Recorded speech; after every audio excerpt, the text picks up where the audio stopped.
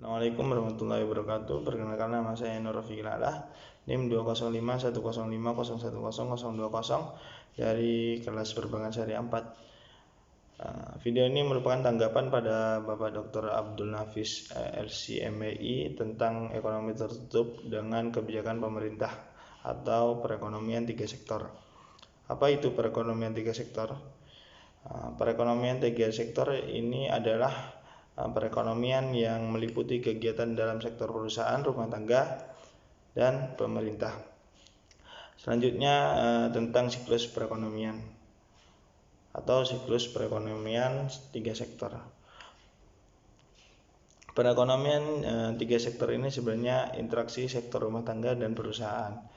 Rumah tangga tetap akan menjadi konsumen terhadap perusahaan, sehingga rumah tangga membeli barang dan jasa dari perusahaan. Hal ini disebabkan aliran pendapatan dari sektor rumah tangga ke sektor perusahaan.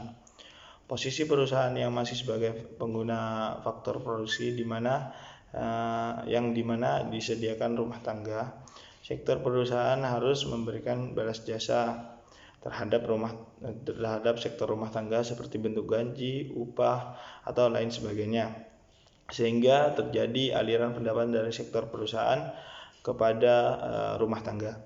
Keberadaan pemerintah adalah perekonomian 3 sektor menjadikan interaksi antara perilaku ekonomi menjadi lebih baik. Setidaknya ada 4 garis arah interaksi perilaku antara pelaku ekonomi yang terjadi dengan penambahan sektor pemerintah.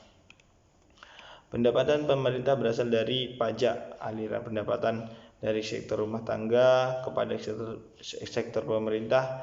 Hal ini merupakan pajak yang dibayar oleh rumah tangga. Juga terjadi aliran pendapatan dari sektor perusahaan kepada pemerintah.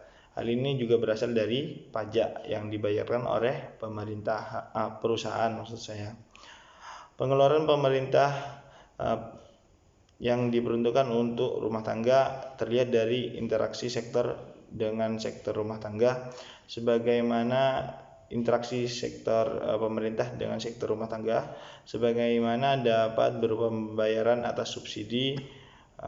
Untuk penyelenggaraan pemerintah tentu dibutuhkan tenaga kerja yang berasal dari sektor rumah tangga, sehingga pemerintah harus membayar gaji atau upah tenaga kerja. Pemerintah juga memberikan pinjaman dana kepada sektor rumah tangga, misalnya dalam surat hutang pemerintah, sehingga ada bunga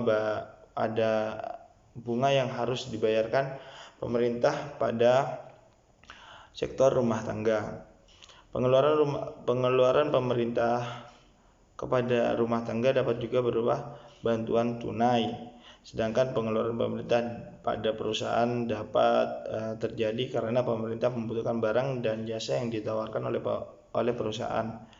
Selanjutnya, adanya campur tangan pemerintah menimbulkan 2 perubahan penting. Yang pertama, pungutan pajak yang dilakukan oleh pemerintah menambahkan pengeluaran agregat pada industri dan rumah tangga.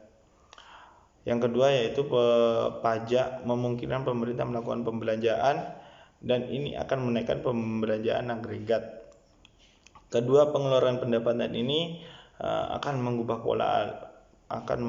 pola aliran pendapatan dalam perekonomian. Dalam ekonomi 3 sektor belum juga ada kegiatan ekspor dan impor. Oleh sebab itu, perekonomian 3 sektor ini juga dinamakan ekonomi tertutup. Selanjutnya, aliran pendapatan ada campur pemerintah dalam perekonomian yang akan menimbulkan 3 jenis aliran baru dalam siklus aliran pendapatan, yaitu pembayaran pajak oleh rumah tangga dan perusahaan kepada pemerintah. Pembayaran pajak tersebut menimbulkan pendapatan kepada pihak pemerintah yang merupakan sumber pendapatan pemerintah yang utama. Yang kedua, pengeluaran dari sektor pemerintah pada sektor perusahaan.